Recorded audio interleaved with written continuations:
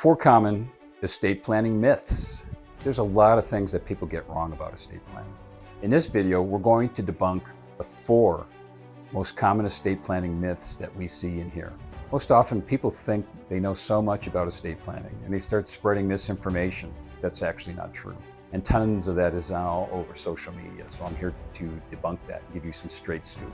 My name is James Burns, and I'm a wealth protection and estate planning lawyer in the state of California. And we've helped numerous clients get the true information that they need and help them clear up some of the misconfusion and misconceptions that they might have had prior to coming into the office. So let's talk about big myth number 1 that often goes through a person's mind, and they truly believe this. And that's, you're too young for estate planning.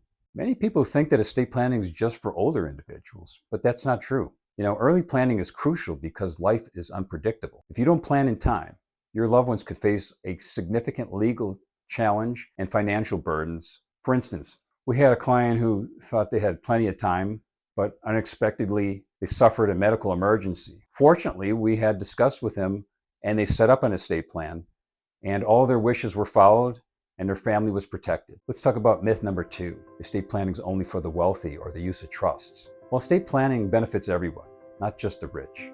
It's about more than just assets. It's about ensuring guardianship for your minor children, setting up healthcare directives, and making financial decisions if you're unable to. You know, even a middle income family that we've worked with one time was able to designate a guardian for their minor children, set up a healthcare directive, and start feeling that peace of mind and protection by having something in place without having substantial wealth. Number 3, I have a will. Well, a will is not enough. A lot of people believe that a will is all that they need. While a will is important, it often isn't enough and will often lead to the probate court system because all wills must be read and overseen by the probate court. So if you want a comprehensive plan, you need a combination of documents including trusts, a durable power of attorney, an advanced healthcare directive, and a will probably on top of that. Here's an example. We had a client that thought they just needed a will when they first came into the office. We discussed with them how wills must be overseen and read in the court system, and they decided to put a trust in place. Here's big myth number 4. I can do this on my own, DIY kind of stuff on the internet. Well, doing the estate plan yourself might seem cost effective initially, but it can lead to costly mistakes down the road. Websites like the most famous ones that are out there can provide basic templates,